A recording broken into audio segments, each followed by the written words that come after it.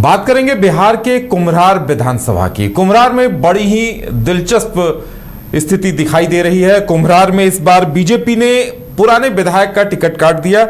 जो वहां से सिटिंग विधायक थे उनकी जगह संजय गुप्ता पर भरोसा जताया है बीजेपी ने। वहीं कांग्रेस ने इंद्रदीप चंद्रवंशी को उतारा है। और देखिए वहां जनसुराज के जो प्रोफेसर केसी सिन्हा है वो तीसरा कोण बनाने की कोशिश में लगे हैं। ऐसे में कौन किस पर भारी पड़ता नजर आ रहा है और समीकरण किसके क्या है, ये समझने का प्रयास करेंगे। हमारे साथ हमारे वरिष्ठ सहयोगी राकेश रंजन जी हैं। राकेश जी, कुम्हरार विधानसभा को देखा जाए तो देखिए मुकाबला तो दिलचस्प वहां होता भी है, लेकिन जनसुराज की मौजूदगी इस मुकाबले को और त्रिकोणीय क्या बना पा रही है?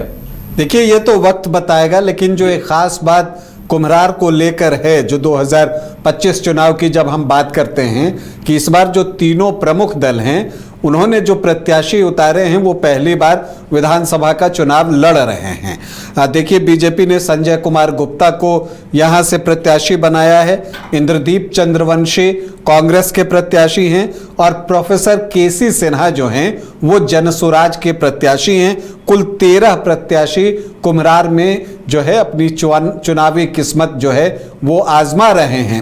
अब अगर आप देखिए तीनों प्रत्याशियों की हम बात करें तो संजय कुमार गुप्ता संगठन का काम देखते रहे हैं, प्रदेश मंत्री हैं वो भारतीय जनता पार्टी के। और चूंकि यहां से बीजेपी ने सिटिंग विधायक अरुण कुमार सिन्हा का टिकट काटा है, उनकी आयु की वजह से, उनकी उम्र की वजह से जो है उनका टिकट कटा है, क्योंकि अरुण कुमार सिन्हा यहां जीत की गारंटी बन गए थे। जो कुम्हरार जिसका कि गठन 2008-9 परिसीमन के अनुसार हुआ और 2010 में यहां पहला चुनाव हुआ, तब से जो तीनों चुनाव हुए हैं उसमें अरुण कुमार सिन्हा ही बीजेपी के प्रत्याशी रहे और तीनों ही बार वो चुनाव जीते हैं। इतना ही नहीं, इससे पहले कुम्हरार विधानसभा जो है वो आपको पटना सेंट्रल के नाम से जाना जाता था, और जब ये पटना सेंट्रल था तब भी 2 बार जो है वहां पर अरुण कुमार सिन्हा चुनाव जीते थे। तो कुल 5 बार के वो विधायक थे, लेकिन उम्र की वजह से उनका टिकट कटा और फिर उनको उन्होंने ग्रेसफुली स्वीकार भी किया है।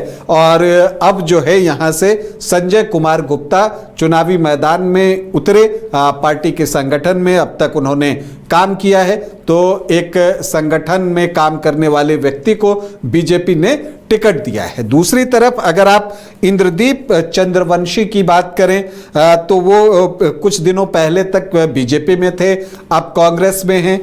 वो पटना नगर निगम के पार्षद हैं और 2 बार से वार्ड संख्या 48 के पार्षद रहे हैं। तो इंद्रदीप चंद्रवंशी यहां पर कांग्रेस के प्रत्याशी हैं और फिर जनसुराज ने प्रोफेसर केसी सिन्हा को चुनावी मैदान में उतारा है। ये आपको गणित के प्रोफेसर कह लीजिए, गणित पर इन्होंने कई किताबें लिखी हैं और जो हायर क्लासेस में पढ़ाई जाती हैं, कई स्टूडेंट्स इनकी किताबों को पढ़कर जो है उन्होंने अपनी पढ़ाई पूरी की है। और इसके अलावा देखिए तो ये जो हैं वाइस चांसलर भी रहे हैं, वीर कुंवर सिंह यूनिवर्सिटी के जो है ये वाइस चांसलर भी रहे हैं। तो शिक्षाविद कह लीजिए और गणित के माहिर कहे जाते हैं। अब इस चुनावी गणित में वो कहाँ फिट बैठते हैं और चुनावी गणित में जो वोटों का हिसाब किताब होता है उसमें वो कितने वोट अपने स्कूल बैग में डाल पाते हैं, ये देखना दिलचस्प होगा। क्योंकि देखिए कुम्हरार जो है वो बीजेपी का गढ़ है, आप किला भी कह लीजिए। तो यहां पर बीजेपी बहुत मजबूत स्थिति में है। जैसा कि आप जो रिकॉर्ड्स कहते हैं, जो पिछले 3 चुनाव हुए तीनों में बीजेपी को जीत मिली है। जब ये पटना सेंट्रल की सीट थी, कुम्हरार की सीट 1977 में, तब यहां पहला चुनाव हुआ था, तो 8 चुनाव उस वक्त हुए थे और 3 आप कुम्हरार के जोड़ लीजिए तो जो 11 चुनाव हुए हैं उसमें 9 बार जो है बीजेपी ही चुनाव जीती है। और उसमें एक बार जनता पार्टी और फिर एक बार जो है कांग्रेस जो है यहां से जीतने में कामयाब हुई है। बाकी 9 बार जो है यहां कमल का फूल ही खिला है।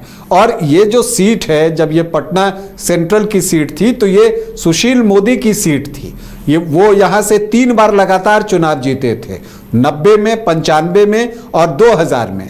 और 2005 के फरवरी और अक्टूबर में अरुण कुमार सिन्हा जीते थे और फिर कुम्हरार बना तो फिर अरुण कुमार सिन्हा जीतते रहे, तो लगातार 5 जीत उनके भी नाम था।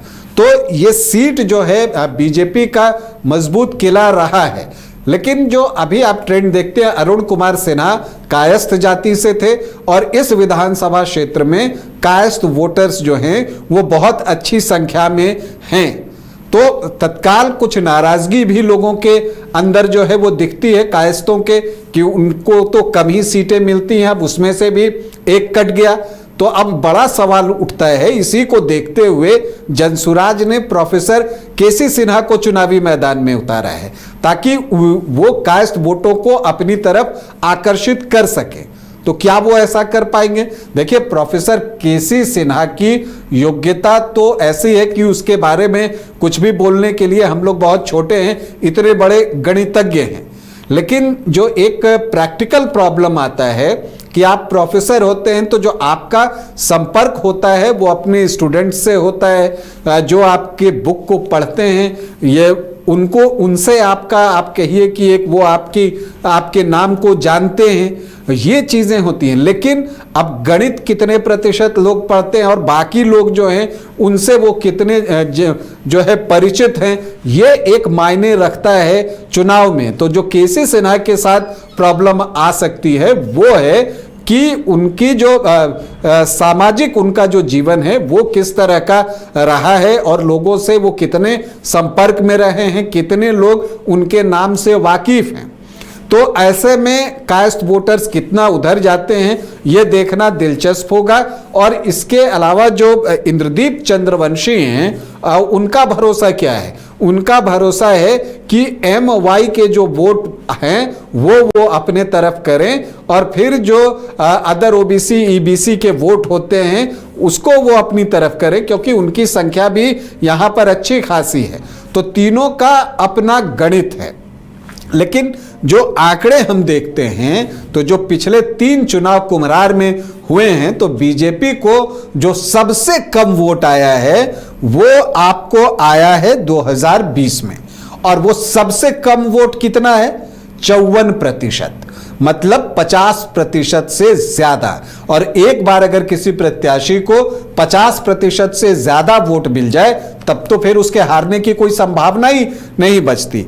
आप लोकसभा चुनाव 2024 में देखिए तो यहां पर रविशंकर प्रसाद को 62.5% वोट, बल्कि 63.5% वोट आए हैं, 62.71% वोट आए हैं। तो यहां पर बीजेपी का वोट कितना एक्यूमुलेटेड है आप वो इन आंकड़ों के जरिए देख सकते हैं। यहां पर 47,000 से ज्यादा वोटों से रविशंकर प्रसाद को लीड मिली है।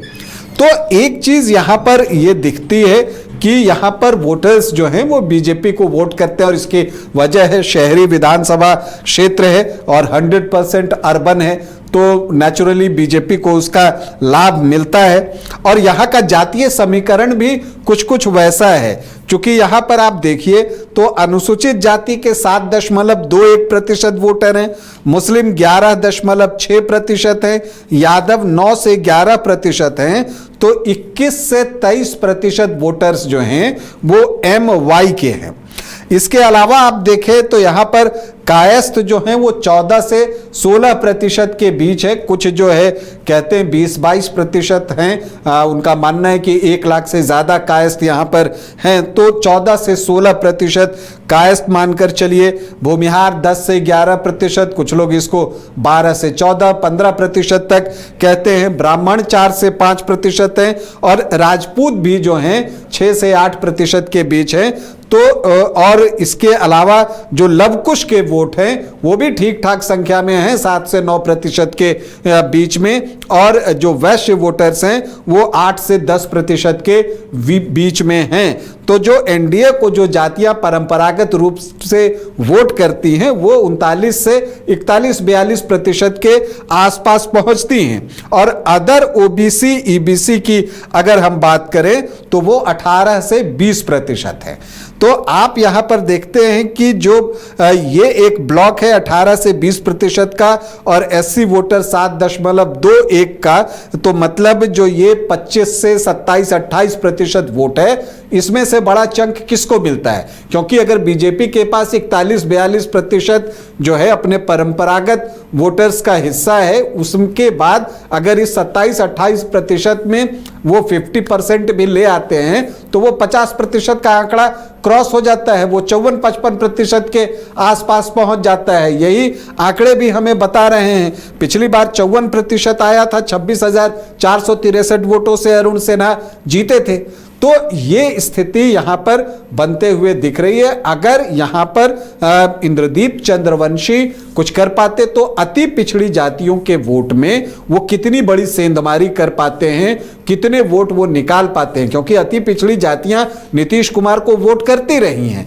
तो ये चीजें दिखती हैं, और ये भी देखना होगा कि प्रोफेसर केसी सिन्हा कास्ट वोटर्स में कितनी सेंधमारी कर पाते हैं। हालांकि वो एक तीसरा कोण बना रहे हैं। अगर कास्ट वोटर उधर से निकलकर कांग्रेस की तरफ जाएं तो 2% का इफेक्ट 4% का होता है, लेकिन अगर वो जनसुराज की तरफ जाए तो वो इंपैक्ट नहीं, केवल वो वोट घटेगा। यहां पर जो चैलेंज है कांग्रेस के लिए कि उनका जो वोट प्रतिशत यहां पर पिछली बार 36.5% के आसपास उनको वोट आए थे, इसको उनको 42-44% तक लेकर जाना पड़ेगा, और ये उम्मीद करनी होगी कि केसी सिन्हा कास्ट वोटर्स का एक बड़ा हिस्सा निकालेंगे, लेकिन तब भी मुकाबला कांटे का ही होगा। तो कुम्हरार में एक इंटरेस्टिंग चुनाव है, और यहां पर जो है जनसुराज के प्रदर्शन पर भी निगाहें टिकी रहेंगी। संजय कुमार गुप्ता और इंद्रदीप चंद्रवंशी के बीच मुख्य मुकाबला होते हुए यहां पर दिख रहा है।